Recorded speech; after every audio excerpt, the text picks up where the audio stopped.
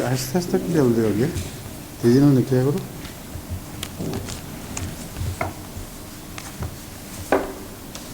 اذان دے دیں.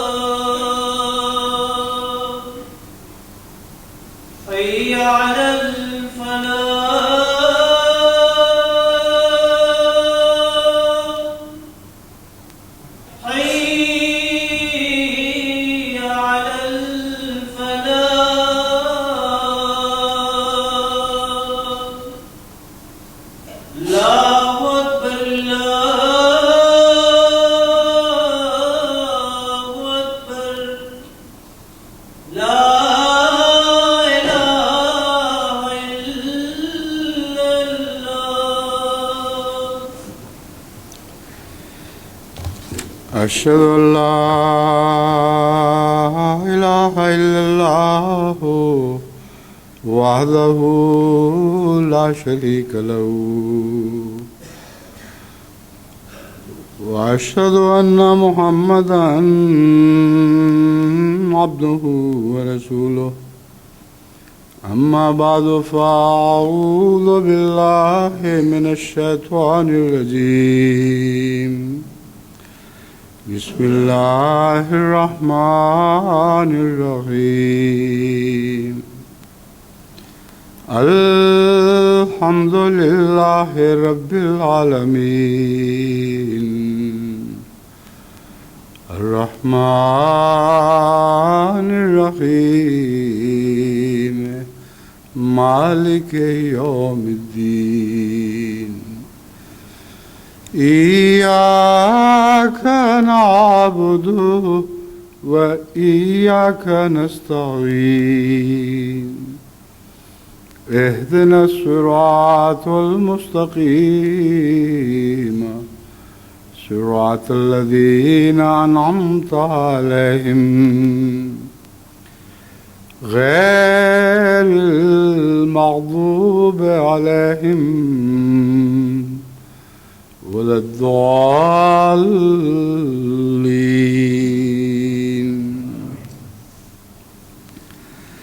الذين يبخلون ويأمرون الناس بالبخل ويكتمون ما آتاهم الله من فضله وأعتدنا للكافرين عذابا مهينا والذين ينفقون أموالهم رئاء الناس ولا يؤمنون بالله ولا باليوم الآخر ومن يكن الشيطان له قرينا فساء قرينا وماذا عليهم لو آمنوا بالله واليوم الآخر وأنفقوا مما رزقهم الله وكان الله بهم عليما سورہ النساء آیت 38 سے 40۔ ان آیات کی تلاوت کا مقصد یہ ہے کہ اس سے پہلے جو میں نے مالی قربانی کے تعلق میں خطبات دیے تھے، ان میں جن گروہوں کا ذکر تھا، اس آیت میں ان کے علاوہ ایک گروہ کا ذکر ہے، لہذا اس آیت سے مضمون مکمل ہو جاتا ہے۔ خدا کی راہ میں مالی قربانی سے ڈرنے والوں کی جتنی قسمیں پہلی آیات میں بیان ہوئی تھیں، یہ قسمیں ان کے علاوہ ہیں، اور میرے نزدیک خدا کی راہ میں مالی قربانی کرنے والوں کا مضمون ان ساری آیات کے دائرے کے اندر رہتا ہے۔ بس میں نے سوچا کہ اب ان 2 آیات کے اندر جو مضامین بیان ہوئے ہیں وہ بھی اب آپ کے سامنے کھول کر بیان کر دوں۔ الذین یبخلون و یامرون الناس بالبخل، ایک قسم یہ ہے کہ وہ لوگ بخل کرتے ہیں اور لوگوں کو بھی بخل کی تعلیم دیتے ہیں۔ وَيَكْتُمُونَ مَا آتَاهُمُ اللَّهُ مِنْ فَضْلِهِ، اور چھپاتے ہیں اس کو جو اللہ نے انہیں اپنے فضل سے عطا فرمایا۔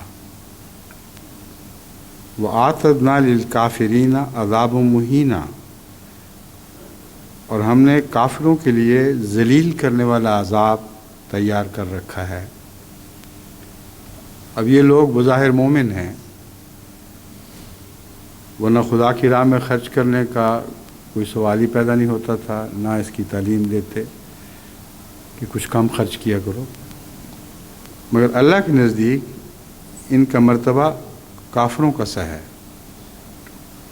فی الحقیقت خدا کی نظر میں یہ کافر ہیں، اور ایسے کافر ہیں جن کے لیے رسوا کن عذاب مقدر کیا گیا ہے۔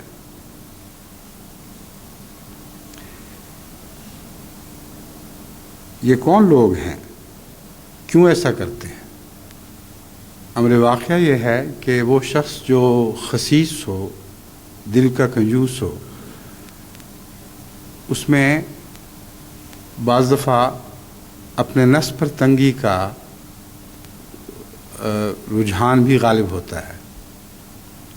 یعنی خسیس ہر قسم کے ہیں، کچھ ایسے بھی ہیں جو دکھاوے کے لیے بہت خرچ کرتے ہیں، وہ ان کا بعد میں ذکر آئے گا۔ کچھ ایسے بھی ہیں جو بڑے بڑے محلات میں رہتے ہیں اور اس بات سے نہیں ڈرتے کہ لوگ سمجھیں گے کہ وہ امیر ہیں، مگر کچھ خسیس ایسے ہیں جو اپنے حالات پر اپنی طرف سے تنگی وارد کرتے ہیں۔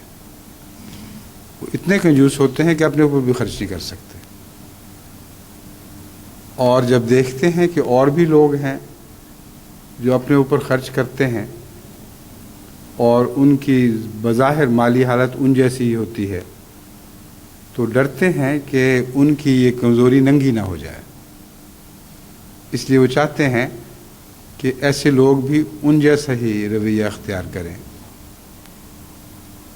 بس یہ وہ لوگ ہیں جو بخل کرتے بھی ہیں اور بخل کی تعلیم بھی دیتے ہیں۔ لوگوں کو مخاطب کر کے کہتے ہیں کہ دیکھو تم کیا کر رہے ہو اپنے آپ پر ظلم، تم کھلے ہاتھوں سے خرچ کرتے ہو، تمہارا روپیہ کم ہو جائے گا اور سب لوگوں کو پتہ چل جائے گا کہ تمہارے پاس پیسہ ہے، پھر بھکاری اور فقیر لوگ تمہاری طرف دوڑے چلے آئیں گے۔ تو عقل سے کام لو اور اپنے گھریلو حالات میں تنگی اختیار کرو۔ اس غرض سے یہ ان کو حکم دیتے ہیں وَيَكْتُمُونَ مَا آتَاهُمُ اللَّهُ مِنْ فَضْلِهِ، اور اس مال کو چھپانے کی کوشش کرتے ہیں جو اللہ نے اپنے فضل سے ان کو عطا فرمایا ہے۔ اگر یہ بخل نہ کریں تو یہ مال سب کو نظر آنے لگ جائے گا، تو رہتے غریبوں کی طرح ہیں اور اپنے اموال کو بہت چھپا کے رکھتے ہیں، حالانکہ اللہ نے اپنے فضل سے ان کو عطا فرمایا تھا۔ جو اللہ نے اپنے فضل سے عطا فرمایا ہو، اس سے یہ ناشکری کا سلوک بہت ہی ناپسندیدہ ہے، بلکہ اس قدر ناپسندیدہ ہے کہ فرمایا وَآتَدْنَا لِلْكَافِرِينَ عَذَابًا مُهِينًا، ہم نے کافروں کے لیے بہت ہی رسوا کن عذاب مقدر فرما دیا ہے، تیار کر لیا ہے۔ ان کے برعکس ایک شکل ایسی بھی ہے جو ہوتے تو بخیل ہیں مگر ریاکاری کی خاطر خرچ کرنے میں بہت بڑھ بڑھ کر ایک دوسرے پر سبقت لے جانے کی کوشش کرتے ہیں. اور یہ مرض جو ہے یہ بیاہ شادیوں کے موقع پر ہمارے پنجاب میں خاص طور پر دکھائی دیتا ہے. وہ پیسہ ڈالتے ہیں بلا کر، آوازیں دے کر کہ فلاں صاحب نے اتنا پیسہ ادا کر دیا، اور اس پر ایک اور بولی بولنے والا کہتا ہے فلاں صاحب نے اتنا پیسہ ادا کر دیا. یہ ذلیل حرکت ہے. اگر تم نے کسی بچی کی خدمت کرنی ہے، کسی بھائی کو کچھ روپیہ دینا ہے تو مخفی ہاتھ سے دینے کی کوشش کرو، کیوں اس کو دنیا میں ذلیل کرتے ہو؟ لیکن یہ رواج چلا آ رہا ہے اور ذمہ دار اس پر فخر کرتے ہیں، اور پھر لکھنے والے پورا حساب کتاب لکھ کے رکھتے ہیں کہ فلاں نے فلاں وقت فلاں بچی کو یہ دیا تھا اور یہ سنا کر دیا تھا. اگلی دفعہ جب یہ موقع آئے اور سنا کر دینے کا وقت آئے تو ہماری بولی اس سے بڑھ کر ہو، اس سے کم نہ ہو. غرضی کے یہ سلسلے ریاکاری کی دنیا میں بھی چلتے ہیں، اور یہی وہ لوگ ہیں جب اللہ کی خاطر خرچ کرنے کا موقع آئے تو باوجود اس کے کہ بخیل ہوتے ہیں وہ دکھاوے کی خاطر خرچ کرتے ہیں، بہت بڑھا چڑھا کر بولی بھی دیتے ہیں. اور بہت سے ایسے ہیں جو بولی تو دے دیتے ہیں لیکن پھر اسے پورا نہیں کرتے. بس ریاکاری کے دو حصے ہیں. ایک وہ جو وعدوں کے وقت ریاکاری سے کام لیتے ہیں، اور جب بھی کسی مجلس میں تحریک کیا جائے وہ اٹھ کے کہہ دیں کہ میری طرف سے اتنی بڑی رقم لکھ دو. ایسے افراد کا میں نے ایک دفعہ تفصیلی جائزہ لیا کیونکہ مجھے شک تھا کہ ریاکار پھر جب ادائیگی کا وقت آتا ہے تو چونکہ وہ مخفی ہاتھ سے ادائیگی ہوتی ہے وہ ادائیگی سے محروم رہ جاتا ہے. اور میں یہ دیکھ کر حیران رہ گیا کہ اکثر لوگ جن میں نے ریاکاری کی علامتیں پائی تھیں وہ ادائیگی کے وقت بالکل غائب تھے. بہت بڑی بڑی رقمیں انہوں نے خدا کی راہ میں لکھوائی ہوئی تھیں، اور جب ادائیگی کا وقت آیا تو صفر تھی.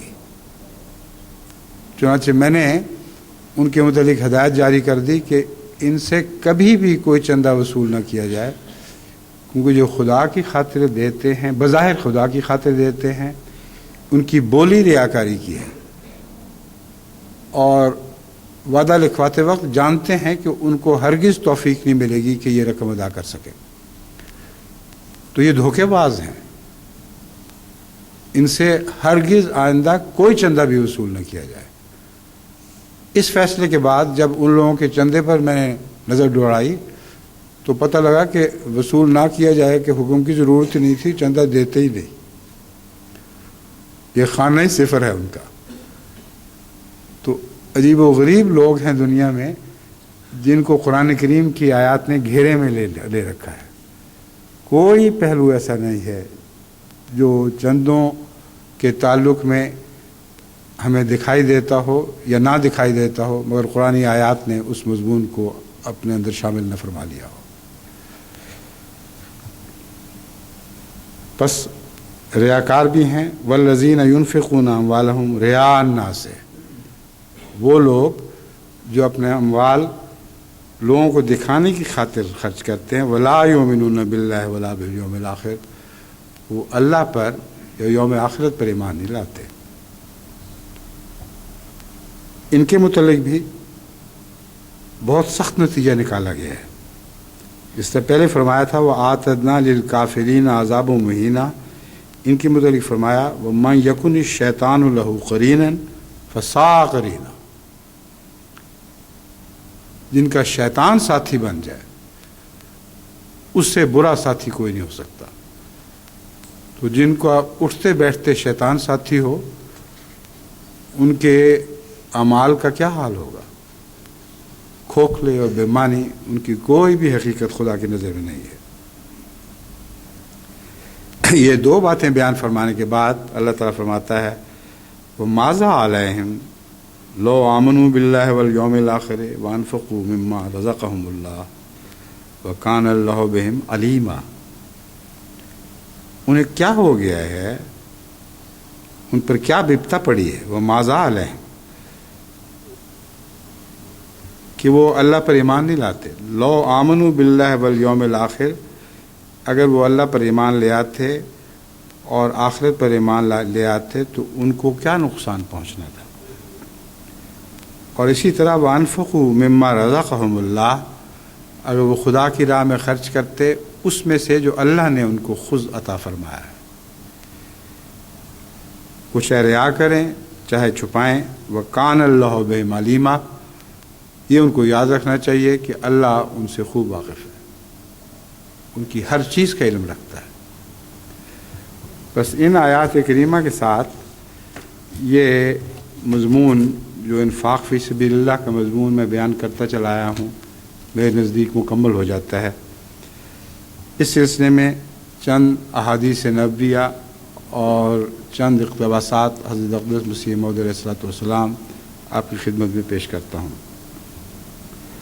مسند احمد بن حنبل جلد 2 صفحہ 159 میں درج ہے، عبداللہ بن عمرو بن العاصی سے روایت ہے کہ میں نے رضی اللہ تعالیٰ عنہ کہ میں نے رسول اللہ صلی اللہ علیہ وآلہ وسلم کو یہ فرماتے ہوئے سنا، الشح یعنی بخل، الشح یعنی بخل سے بچو، یہ بخل ہی ہے جس نے پہلی قوموں کو ہلاک کیا.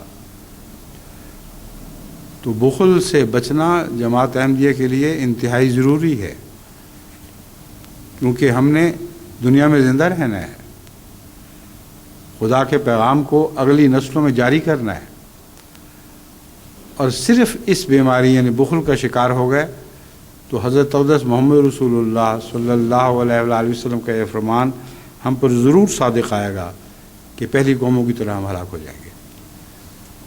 بس رسول اللہ صلی اللہ علیہ وآلہ وسلم نے یہ تفسیر یہاں بیان نہیں فرمائی، مگر دوسری بہت سی احادیث میں بخل سے کیوں قومیں ہلاک ہوا کرتی ہیں یہ تفصیل بھی بیان فرمائی ہے.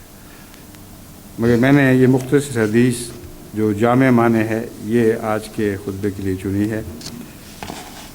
ایک اور حدیث جو مسند احمد سے لی گئی ہے، حضرت ابو ہریرہ رضی اللہ تعالیٰ عنہ بیان کرتے ہیں کہ حضرت صلی اللہ علیہ وسلم نے فرمایا، بخیل اور سخی کی مثال ان 2 آدمیوں کی سی ہے جنہوں نے سینے تک لوہے کی قمیص پہنی ہے. یہ بہت ہی لطیف مثال ہے اور اس کو پڑھ کر آدمی حیران رہ جاتا ہے. حضرت صلی اللہ علیہ وآلہ وسلم کی حکمت اور فراست پر آپ پر بڑھ بڑھ کر درود بھیجنے کو دل چاہتا ہے. کتنی عظیم شان مثالیں دے کر دونوں کا مقابلہ فرمایا گیا ہے. بظاہر ایک ہی سی مثال ہے، شروع ایک بات سے ہوتی ہے، وہ یہ کہ بخیل اور سخی کی مثال ان 2 آدمیوں کی سی ہے جنہوں نے سینے تک لوہے کی قمیص پہنی ہوئی ہو. بعض دفعہ جو زرہیں پہنی جاتی ہیں ان سے سینہ جکڑا جاتا ہے، اور اس مضمون میں یہی بیان ہے کہ ایسی لوہے کی قمیصیں پہنی ہوئی ہیں جن سے سینے جکڑے جاتے ہیں. سخی نے بھی پہنی ہوئی ہے، بخیل نے بھی پہنی ہوئی ہے، مگر آگے جا کے ایک فرق پڑ جاتا ہے. سخی جب کچھ خرچ کرتا ہے تو اس کی آہنی قمیص کا حلقہ کھل جاتا ہے. جب سخی خرچ کرتا ہے تو وہ حلقہ تھوڑا سا ڈھیلا ہو جاتا ہے. اور یہ ایک اتنی گہری نفسیاتی حکمت ہے کہ اس پر جتنا غور کریں اتنا ہی دل رسول اللہ صلی اللہ علیہ وسلم کی حمد تعریف میں ثنا میں ڈوب جاتا ہے. ہر دفعہ جب ایک شخص ایسے خرچ کی توفیق پاتا ہے جس سے پہلے اس کو کچھ تنگی محسوس ہو رہی ہو تو لازماً اس کے بعد اسی مضمون میں مزید خرچ کرنے کی طاقت پیدا ہو جاتی ہے. دنیا میں بھی یہی حال ہم دیکھتے ہیں اور دین میں بھی بالکل یہی حال ہے.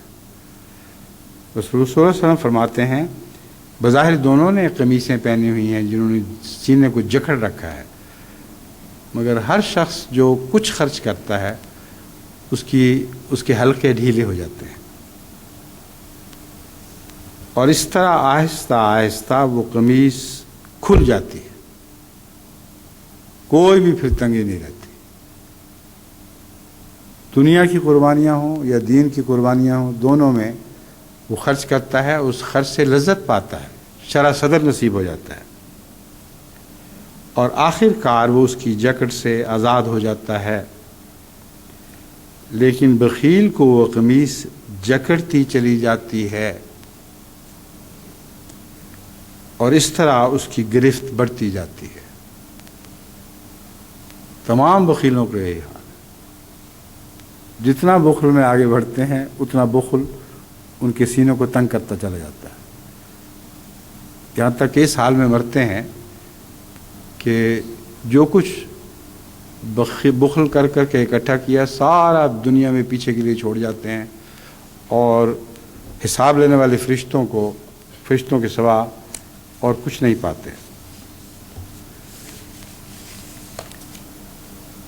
حضرت مسیح موعود علیہ الصلوۃ والسلام فرماتے ہیں، خدا ایسے لوگوں کو نہیں چاہتا جو بخیل ہیں اور لوگوں کو بخل کی تعلیم دیتے ہیں اور اپنے مال کو چھپاتے ہیں۔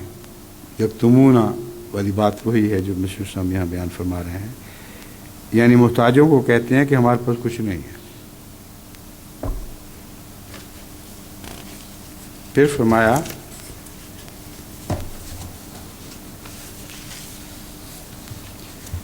ریاکاروں کا ذکر کرتے ہوئے فرماتے ہیں، خوش قسمت ہے وہ انسان جو ریا سے بچے اور جو کام کرے وہ خدا تعالیٰ کے لیے کرے۔ ریاکاروں کی حالت عجیب ہوتی ہے، خدا تعالیٰ کے لیے جب خرچ کرنا ہو تو وہ کفایت شعاری سے کام لیتا ہے، لیکن جب ریا کا موقع ہو تو پھر ایک کی بجائے 100 دیتا ہے، اور دوسرے طور پر اس مقصد کے لیے 2 کا دینا کافی سمجھتا ہے، یعنی جہاں ریا نہ ہو وہاں 100 کی بجائے جہاں 100 دینے کا وقت ہوگا وہ صرف 2 دے گا۔ اس لیے اس مرض سے بچنے کی دعا کرتے رہو۔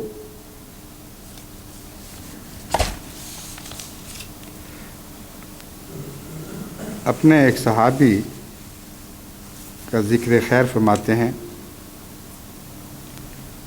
اور آپ ہی کے الفاظ میں یہ بیان کرتا ہوں۔ حبی فی اللہ سید عبد الحادی صاحب اوورسیئر، یہ سید صاحب انکسار اور ایمان اور حسن ظن اور ایثار اور سخاوت کی صفت میں حصہ وافر رکھتے ہیں۔ وفا اور متانت شعار ہیں، ابتلا کے وقت استقامت کو ہاتھ سے نہیں چھوڑتے، وعدہ اور عہد میں پختہ ہیں۔ حیا کی قابل تعریف صفت ان پر غالب ہے۔ بس وہ لوگ جو ریا سے کام نہیں لیتے ان میں حیا ضرور ہوتی ہے، اور یہ اللہ کا احسان ہے۔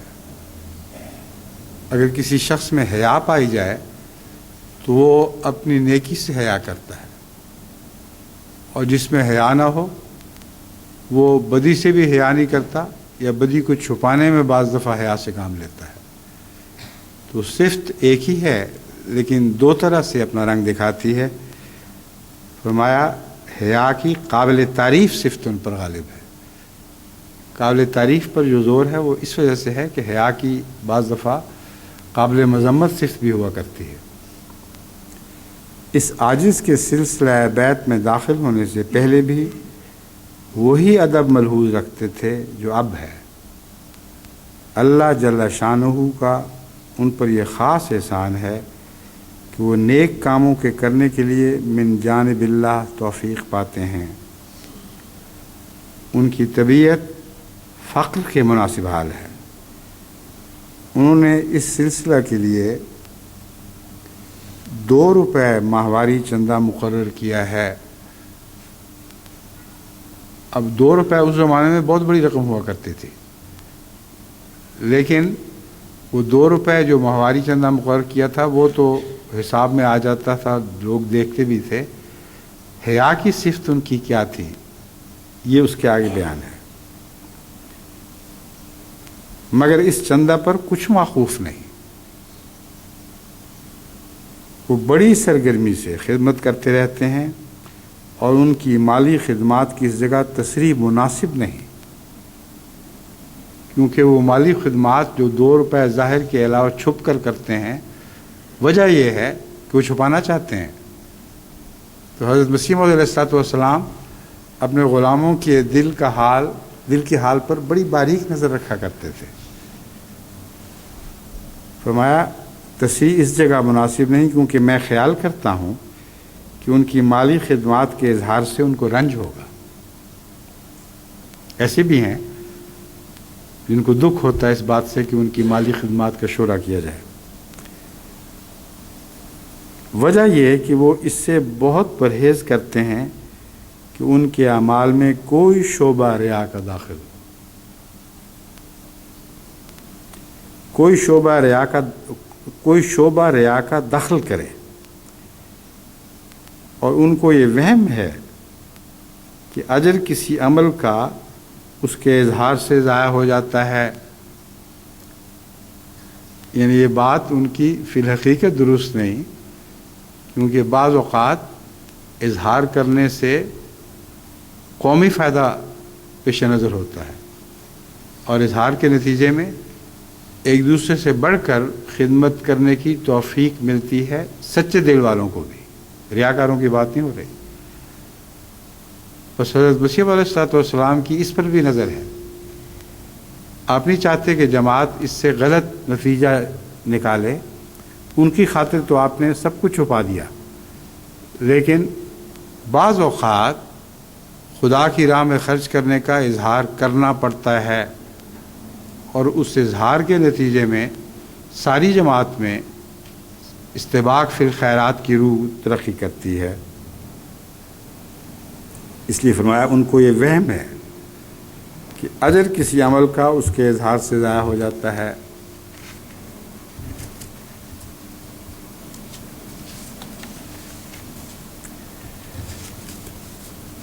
ایسے لوگ حضرت مسیح موعود علیہ السلام کے غلامی میں داخل تھے، جن کو اللہ تعالیٰ نے اپنے ساتھ تجارت کا سلیقہ سکھا رکھا تھا، اور ایسے لوگ کثرت سے تھے. حضرت عبدالرحمن صاحب میر سنگھ کا ذکر میں بارہا پہلے کر چکا ہوں.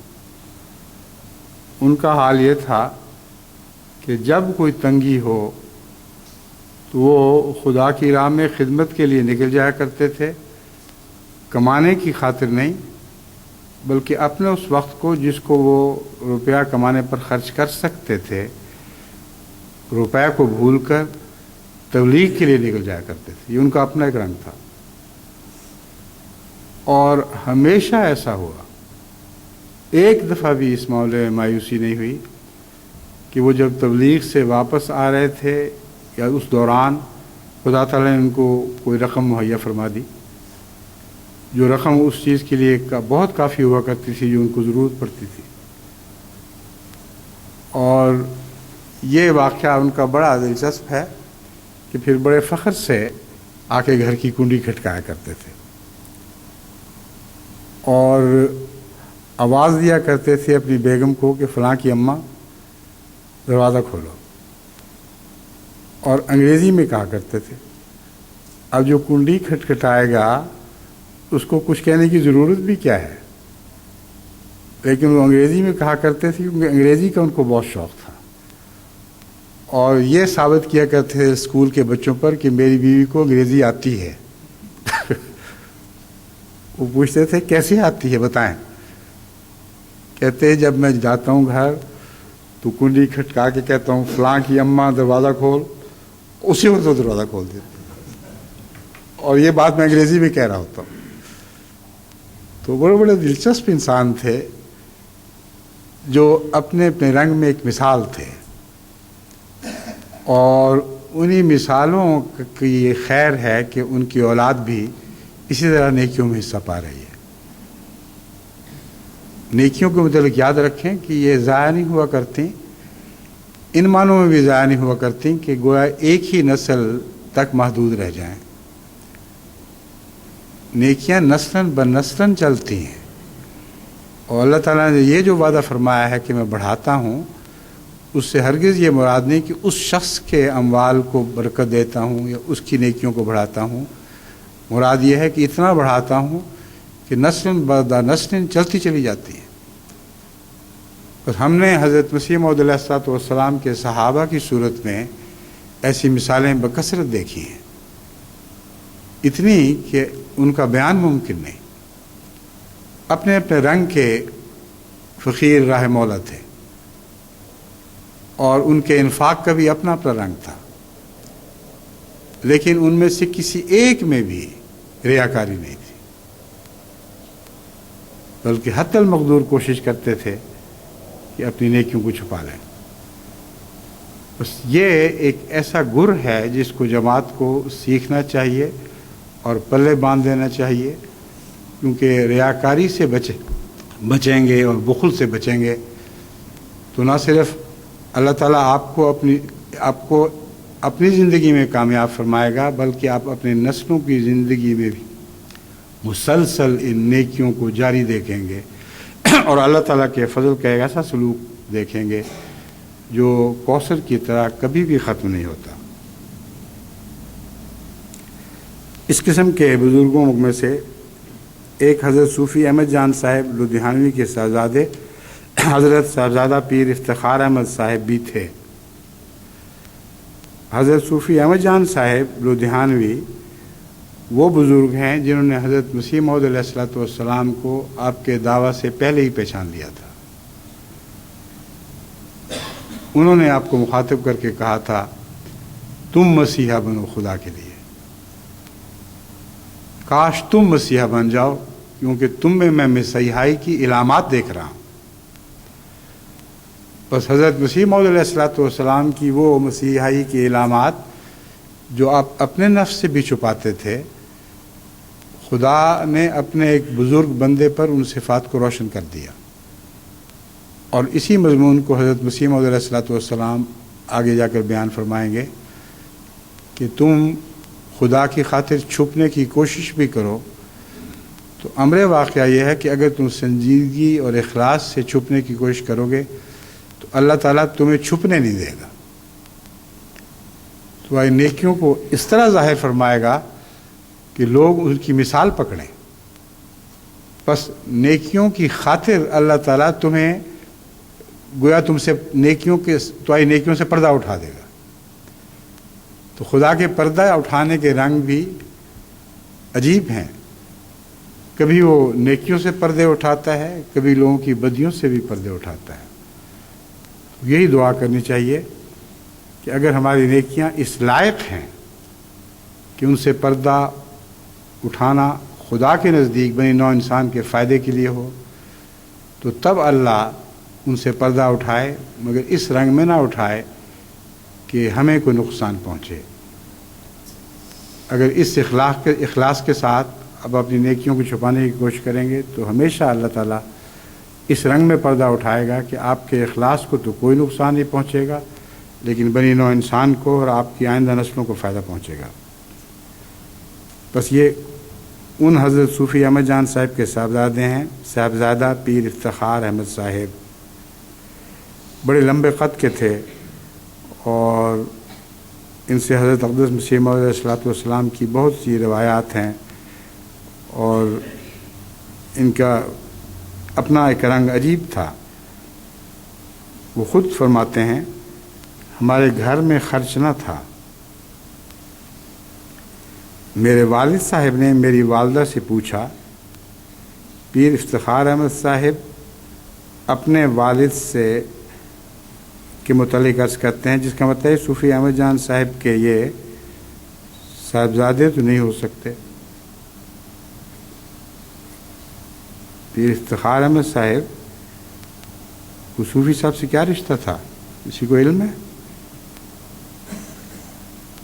या नवासे होंगे या इस किस्म का कोई रिश्ता होगा। مگر اس وقت میرے ذہن سے اتر گیا ہے، وہ بعد میں ہم خطبے کے چھپنے سے پہلے اس کو ٹھیک کر لیں گے۔ یہ تو قطعی بات ہے کہ صوفی احمد جان صاحب ان کے والد نہیں تھے۔ صاحبزادہ پیر افتخار احمد صاحب اپنے والد سے متعلق تحریر فرماتے ہیں، ہمارے گھر میں خرچ نہ تھا۔ میرے والد صاحب نے میری والدہ سے پوچھا، آٹا ہے؟ کہا نہیں۔ مال ہے؟ جواب نفی میں ملا۔ ایندھن ہے؟ وہی جواب تھا۔ جیب میں ہاتھ ڈالا، 2 روپے تھے۔ فرمانے لگے، اس میں تو اتنی چیزیں پوری نہیں ہو سکتی، میں ان 2 روپوں کی تجارت کرتا ہوں۔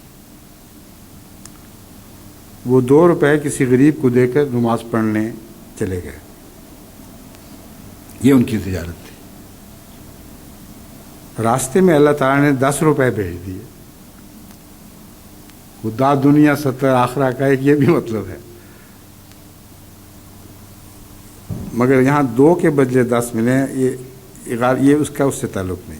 2 کے بدلے 10 اس لیے ملے کہ ان کو جو ضرورت تھی بین ہی 10 روپے میں پوری ہوتی تھی۔ اللہ تعالیٰ نے یہ حساب ان سے رکھا۔ رستے میں اللہ تعالیٰ نے 10 روپے بھیج دیے، واپس آ کر فرمایا، میں تجارت کر آیا ہوں، اب سب چیزیں منگوا لو، اللہ کی راہ میں مال دینے سے گھٹتا نہیں بڑھتا ہے۔ یہ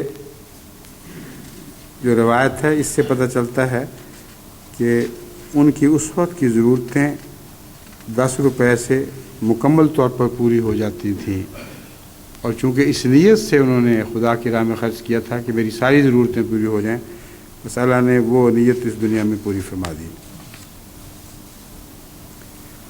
حضرت مسیح موعود علیہ الصلوۃ والسلام ایک اور بزرگ صحابی کا ذکر فرماتے ہیں، فرمایا، حبی فی اللہ میاں عبد الحق خلف عبد السمیع، یہ ایک اول درجے کا مخلص اور سچا ہمدرد اور محض للہ محبت رکھنے والا دوست اور غریب مزاج ہے۔ دین کو ابتدا سے غریبوں سے مناسبت ہے، کیونکہ غریب لوگ تکبر نہیں کرتے اور پوری تواضع کے ساتھ حق کو قبول کرتے ہیں۔ یہ میں نے ذکر اس لیے چنا ہے کہ لوگوں پر یہ بات روشن ہو جائے کہ حضرت مسیح موعود علیہ الصلوۃ والسلام صرف کھل کر مالی قربانی کرنے والوں پر ہی تحسین کی نظر نہیں ڈالتے تھے، بلکہ وہ بھی ان کو بہت پیارے تھے، آپ کو بہت پیارے تھے، جن کو مالی قربانی کی اپنی غربت کی وجہ سے توفیق نہیں ملتی تھی، مگر جن کے حالات سے آپ واقف تھے، جانتے تھے کہ اللہ کی راہ میں خرچ کرنے سے زیادہ ان کو کوئی اور چیز نہیں ہے۔ بس نہ خرچ کرنے والے بھی اسی مد میں لکھے گئے جس میں خرچ کرنے والے لکھے گئے، یعنی توفیق نہ پاتے ہوئے بھی خرچ کرنے کی تمنا بہت تھی۔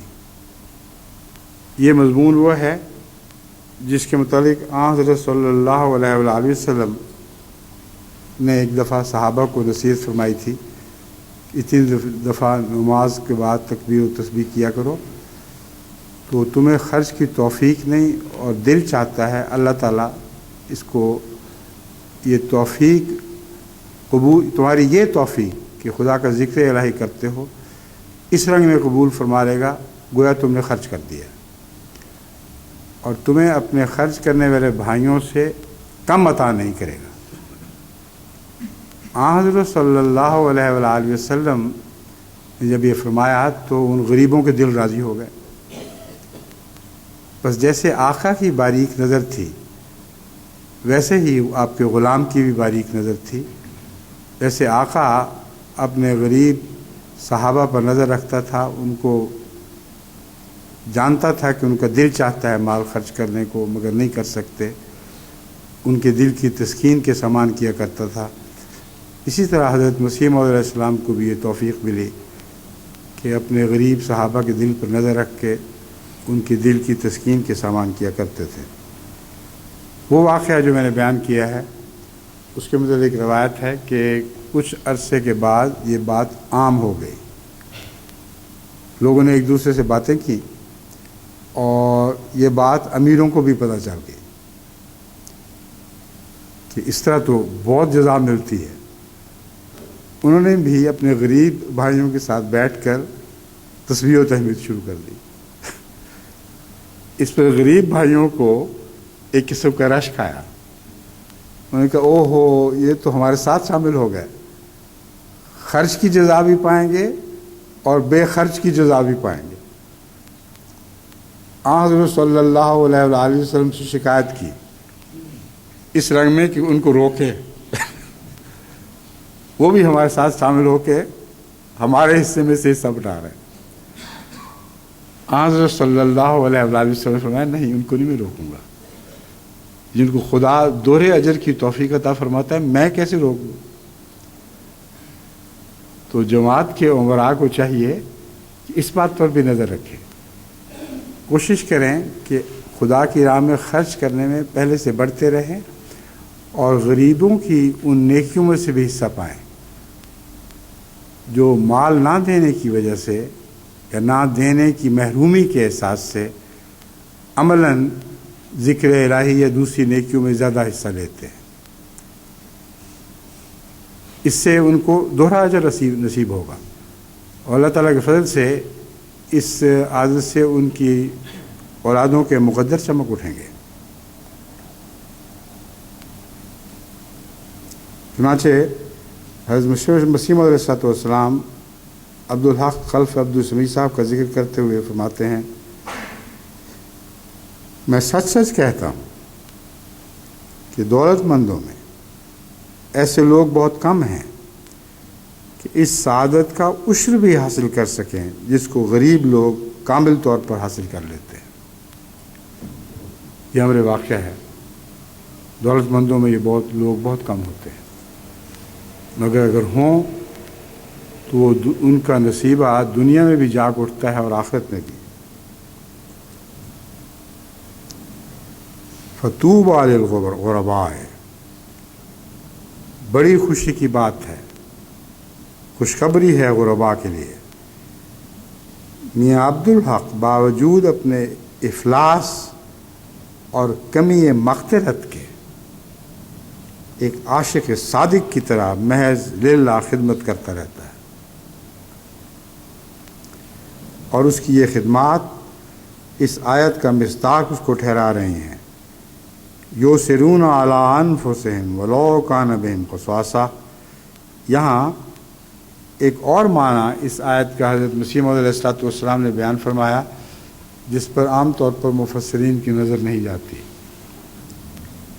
وَيُؤْثِرُونَ عَلَىٰ أَنفُسِهِمْ وَلَوْ كَانَ بِهِمْ خَصَاصَةٌ کا یہ مطلب لیا جاتا ہے جو درست ہے اپنی جگہ، کہ وہ مال سے خدا کی راہ میں اس وقت بھی خرچ کرتے ہیں جب کہ ان کو مالی تنگی کا سامنا ہو.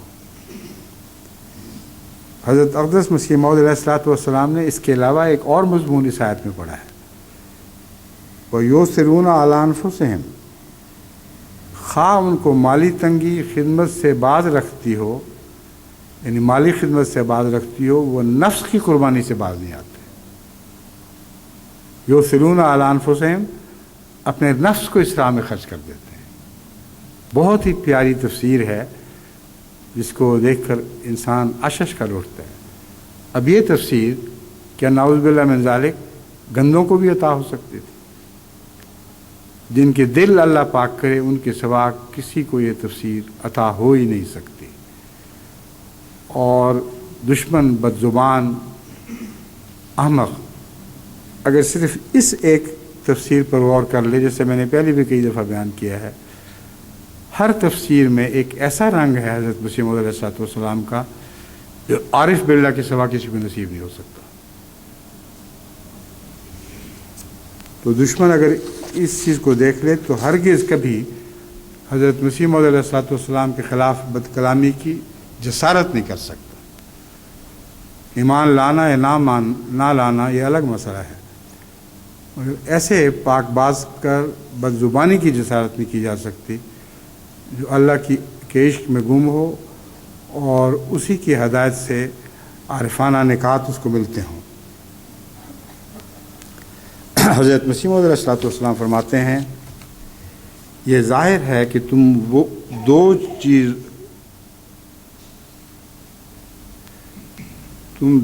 چیز سے محبت یا دو چیزوں سے شاید ہو، کیونکہ غالباً صاحب کتابت ہوگا، یہ ظاہر ہے کہ تم دو چیز سے محبت نہیں کر سکتے، اور تمہارے لیے ممکن نہیں کہ مال سے بھی محبت کرو اور خدا سے بھی کرو۔ بیک وقت ایک سینے میں یہ دو محبتیں جمع نہیں ہو سکتی۔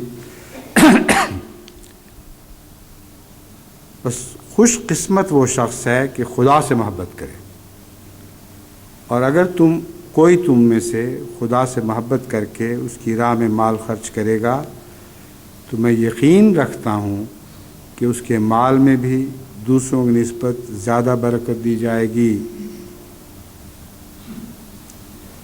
اور اگر تم میں سے خدا سے محبت کر کے اس کی راہ میں مال خرچ کرے گا تو میں یقین رکھتا ہوں کہ اس کے مال میں بھی دوسروں کی نسبت زیادہ برکت دی جائے گی۔ یہاں نیت کی اصلاح بہت ضروری ہے۔ یہ نہیں فرمایا کہ اپنا مال بڑھانے کی خاطر خدا سے محبت کرے، بلکہ یہ فرمایا ہے کہ خالص اللہ کی محبت کی وجہ سے مال خرچ کر دے۔ تو حضرت مسیح موعود علیہ الصلوۃ والسلام کا یہ مشاہدہ ہے کہ اگرچہ ان کی نیت یہ نہیں بھی ہوتی تب بھی خدا ان کے مال میں دوسروں کی نسبت زیادہ برکت ڈال دیتا ہے۔ کیوں؟ فرمایا کیونکہ مال خود بخود نہیں آتا بلکہ خدا کے ارادے سے آتا ہے۔ بس جو شخص خدا کے لیے بعض حصہ مال کا چھوڑتا ہے وہ ضرور اسے پائے گا، لیکن جو شخص مال سے محبت کر کے خدا کی راہ میں وہ خدمت بجا نہیں لاتا جو بجا لانی چاہیے تو وہ ضرور اس مال کو کھوئے گا۔ یہ مت خیال کرو کہ مال تمہاری کوشش سے آتا ہے، بلکہ خدا تعالیٰ کی طرف سے آتا ہے، اور یہ مت خیال کرو کہ تم کوئی حصہ مال کا دے کر یا کسی اور رنگ سے کوئی خدمت بجا لا کر خدا تعالیٰ اور اس کے فرستادہ پر کچھ احسان کرتے ہو، بلکہ یہ اس کا احسان ہے،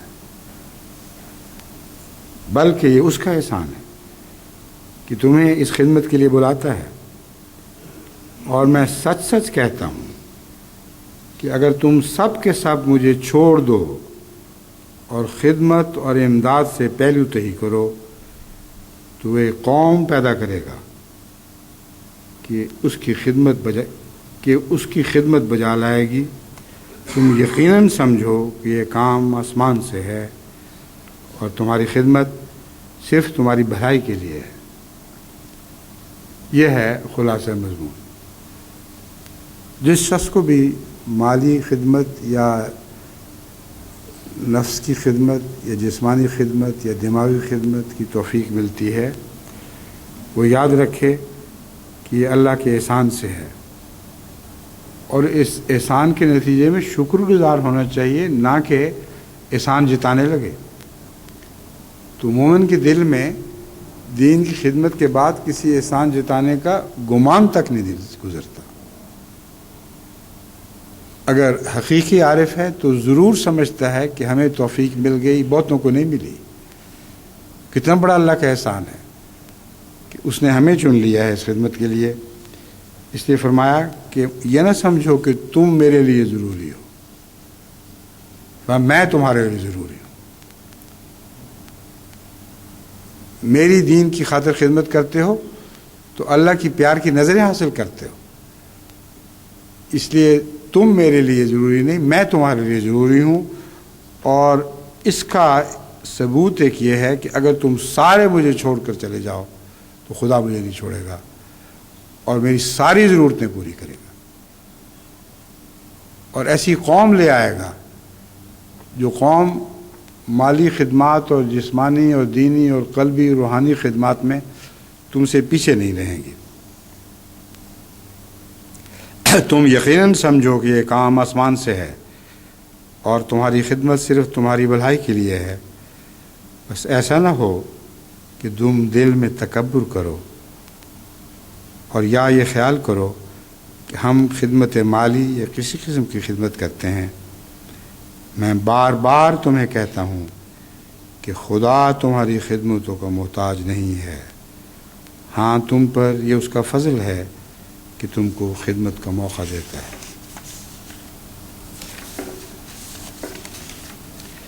انفاق فی سبیل اللہ کی اہمیت سے متعلق حضرت اقدس مسیح موعود علیہ الصلوۃ والسلام ایک اور مقام پر فرماتے ہیں، میں پھر اصل بات کی طرف رجوع کر کے کہتا ہوں کہ دولت مند اور متمول لوگ دین کی خدمت اچھی طرح کر سکتے ہیں۔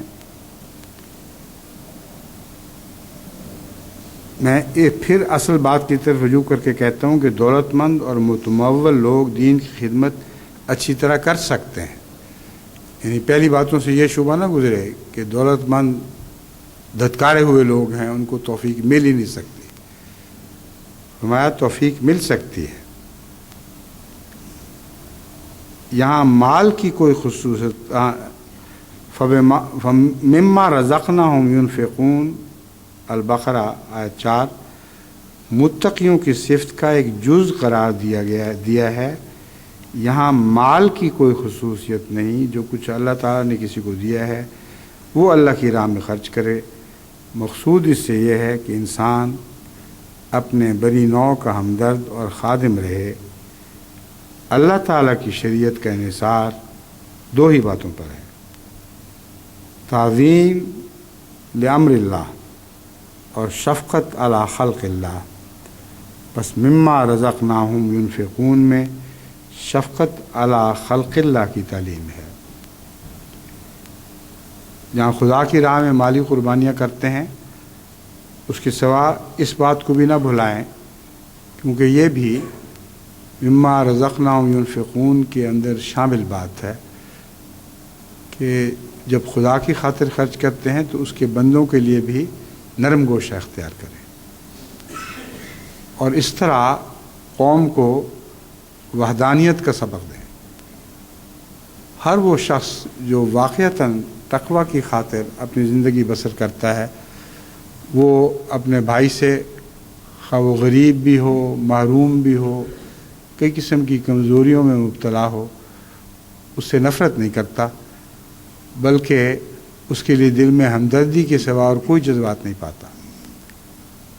اگر کچھ نہیں بھی دے سکتا تو کلمہ خیر کہتا ہے، اور قرآن کریم کی روح سے یہ بھی ایک نیکی اور بھلائی ہے کہ کچھ خرچ نہیں کر سکتے تو دل کی گہرائی سے کلمہ خیر کہو۔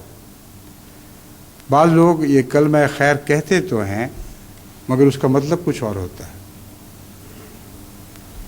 امیر آدمی جو چھپائے ہوئے ہوتے ہیں اپنے مال کو، وہ کہتے ہیں جاؤ اللہ تمہارا بھلا کرے، مطلب ہمارا پیچھا چھوڑو۔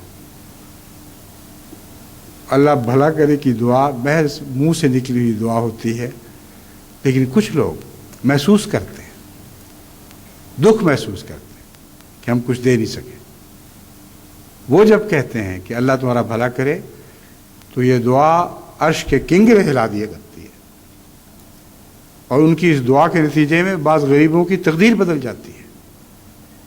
بس یہ ہیں انفاق فی سبیل اللہ والے لوگ، جس کے متعلق حضرت مسیح موعود علیہ الصلوۃ والسلام نے فرمایا شفقت علی خلق اللہ میں، یہ شفقت علی خلق اللہ کی تعلیم اس آیت میں شامل ہے، مما رزقناہم ينفقون۔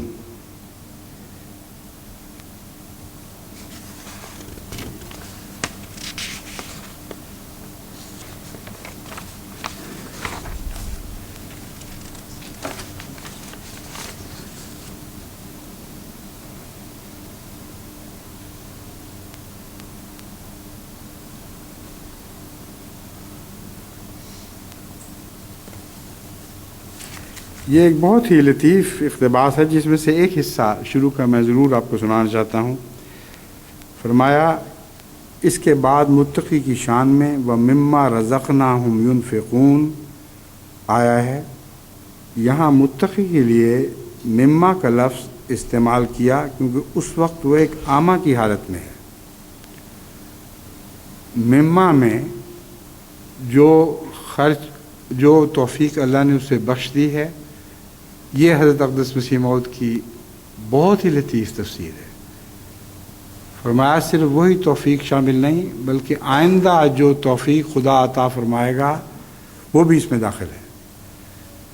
تو فرمایا اس کی حالت تو ایک اندھے کی سی ہے جسے پتہ نہیں کہ میرے لیے آگے کیا بھلائی اور خیر مقدر رکھی گئی ہے۔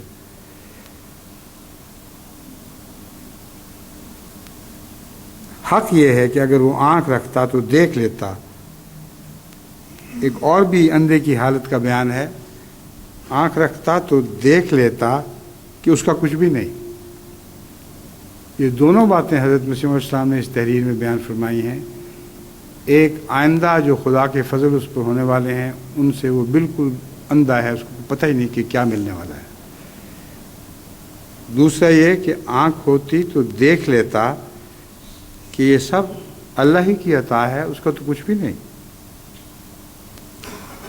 یہ ایک حجاب تھا جو اتقاء میں لازمی ہے۔ یہ اندھا پن کوئی برائی نہیں ہے، فرمایا ایک حجاب تھا جو اتقاء میں لازمی ہے۔ اس حالت اتقاء کے تقاضے نے متقی سے خدا کے دیے میں سے کچھ دلوایا۔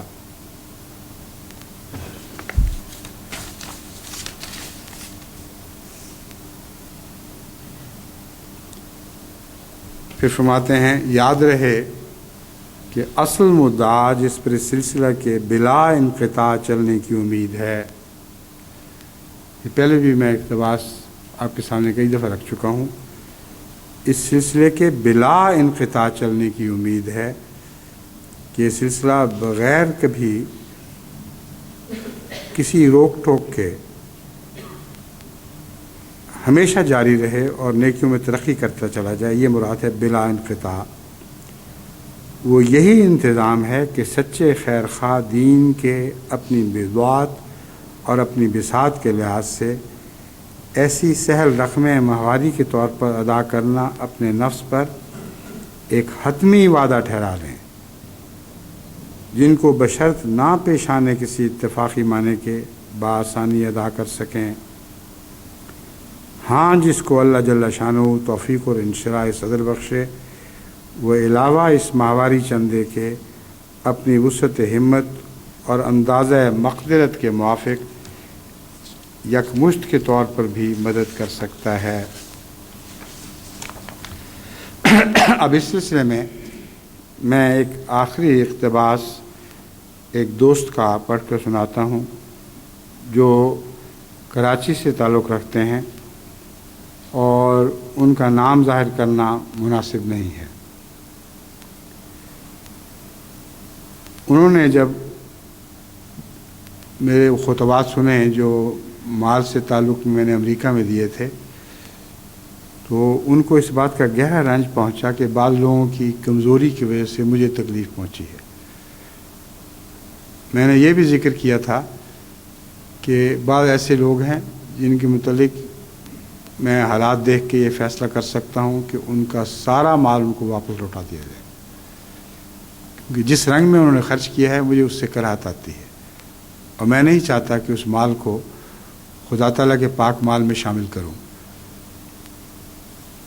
یہ ذکر جو گزرا تھا، اس کے بعد جب میں نے تحقیق کی تو پتہ چلا کہ ایسے لوگ اتنے تھوڑے ہیں، دکھاوے والے لوگ ہی تھے، کہ ان کے مال کو کلیتاً کالعدم سمجھ لیں تب بھی جماعت امریکہ کے اموال پر ایک کوڑی کا بھی فرق نہیں پڑتا۔ بلکہ ان خطبات کے بعد جو اطلاعیں آ رہی ہیں، اللہ تعالیٰ کے فضل سے بڑی تیزی کے ساتھ جماعت مالی قربانی میں آگے بڑھ رہی ہے۔ مگر یہ لفظ ان کو یاد رہے کہ میں چاہتا ہوں کہ ان کے مال ان کو واپس کر دیں۔ ان کے خیال میں اتنے زیادہ مال تھے کہ اس کے لیے مجھے بیرونی مدد کی ضرورت پڑنی تھی۔ وہ لکھتے ہیں، میں اپنے آپ کو تمام چندہ واپس کرنے کے لیے پیش کرتا ہوں۔ اگر یہ رقم 1 کروڑ تک ہے تو میں خدا تعالیٰ کے فضل و کرم سے یہ رقم اپنے پیارے حضور کی خدمت میں پیش کر سکتا ہوں۔ خدا تعالیٰ کی اس جماعت میں خدا کے شعروں اور محمد کے فدائیوں کی کوئی کمی نہیں ہے۔ اللہ تعالیٰ ان کے اس اخلاص کو قبول فرمائے۔ جیسا کہ میں نے عرض کیا ہے، اس کی جماعت کو ضرورت نہیں ہے اور ضرورت کا کچھ سوال بھی پیدا نہیں ہوتا۔ پیسوں کی خاطر یہ خطبے نہیں دیے تھے، لوگوں کی خاطر دیے تھے کہ لوگ اپنی اصلاح کریں اور اللہ کے نظر میں مقبول ٹھہریں۔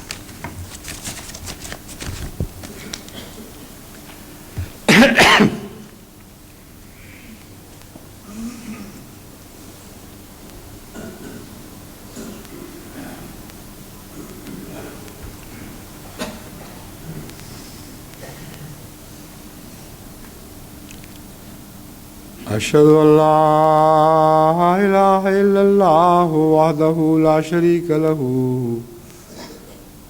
وأشهد أن محمدا عبده ورسوله عباد الله رحمكم الله إن الله يأمر بالعدل والإحسان وإيتاء ذي القربى وينهى عن الفحشاء والمنكر والبغي يعظكم لعلكم تذكرون اذكروا الله يذكركم وادعوه يستجب لكم ولذكر الله أكبر۔ ایک منٹ بیٹھے ذرا۔